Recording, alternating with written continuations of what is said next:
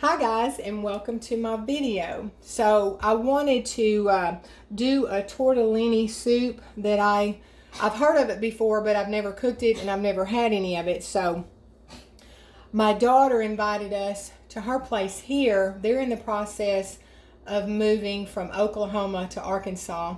They've kept their rent house in Oklahoma because they didn't want to move the kids out of the school they're in to a new school this late in the school season.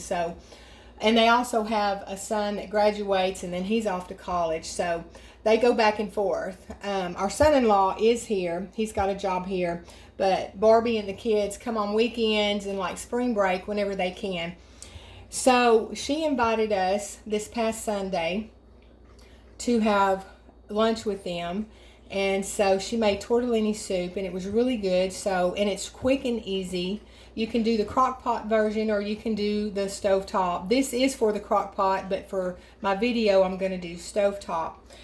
So I'm going to read the ingredients, and you can double this. You can change things up for, if you want to eat healthier. But it calls for 1 19-ounce bag of frozen cheese tortellini. And you put this in last. And then you have 1 pound of sausage, and they call for the Italian, but my daughter just used the J.C. Potter regular because you use the tomatoes that have the Italian diced tomatoes, and she thought it might be overpowering, so she just used the regular J.C. Potter. You need 1 10-ounce bag of fresh spinach, and then 2 cans of Italian style diced tomatoes, which I'll show you again, and then 2 12-ounce cans of low-fat chicken broth. Now I couldn't find it in 12-ounce cans, so that measures out to 3 cups, and then 1 8-ounce block of cream cheese cut into cubes. And I didn't cut it into cubes, I just put it out to get room temperature, and it'll just go through all the ingredients that way. But you can see that my daughter got into it. She didn't know that I was going to use this for a recipe, so we're going to be a little short on our cream cheese because she loves cream cheese. And let's see, that's it. And my sausage I've already cooked and drained, and I'm going to add that to my pan or my pot. And then I'm going to add everything but the cheese tortellini. That comes in at the end. So I'm going to go ahead and add my chicken broth, my cream cheese, and I'll open this last can of tomatoes off video so that way you don't have to hear the electric can opener.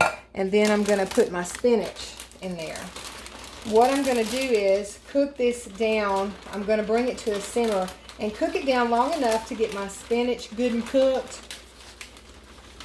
And then I'll add the cheese tortellini last. So I'm going to do that, and I'll be back in just a bit.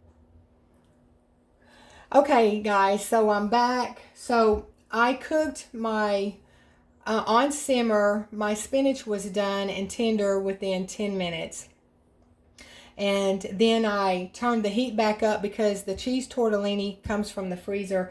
I turned it back up to boil, added that, and then it was done within 3 to 5 minutes. If you use the crock pot, because I can't remember if I told you guys earlier in the video, you put all your ingredients in and you cook on low, except for the cheese tortellini. That's always last.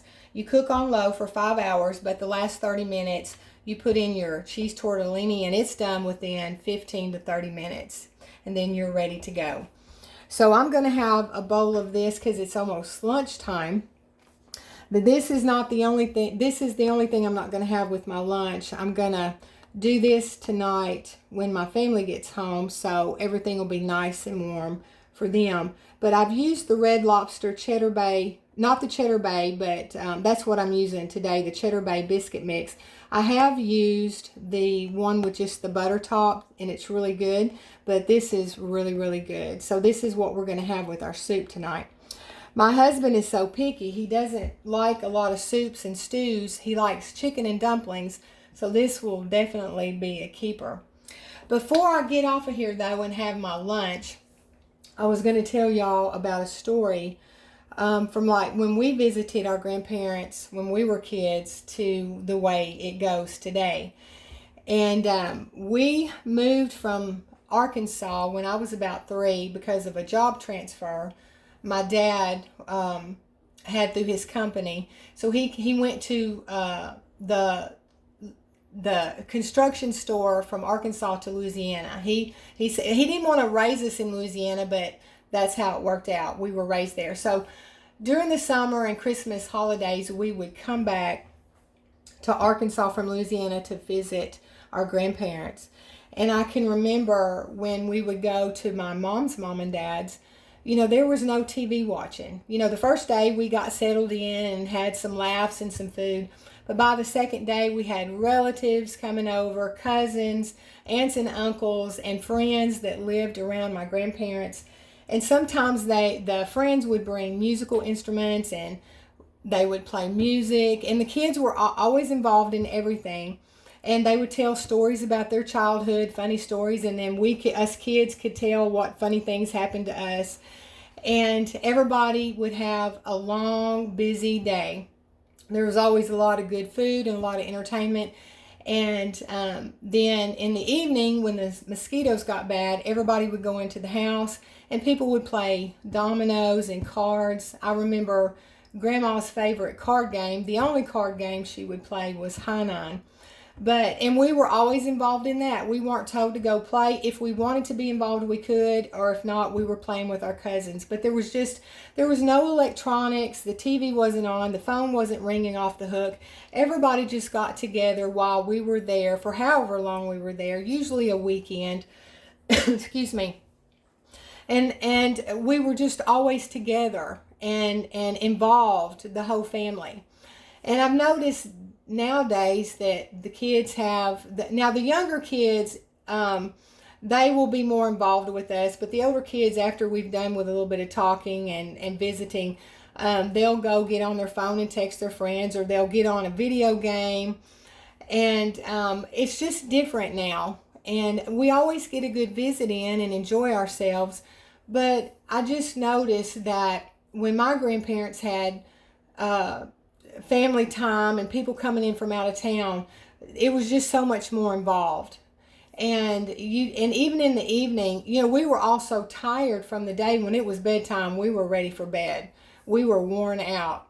But I just kind of wanted to share that with you guys and what I've noticed over the years from when I was a kid and then now today's kids, And I think we need, even if you're not separated by distance, I still think the way we did it when I was a kid is so much better than nowadays. It's just, it's not that you don't bond with your grandkids or anything, you do, but it just seemed like it was, I don't know, extra special because we were all in it together, no matter what was going on and no matter what the adults were doing. I don't care if it was cards, music, we were all involved.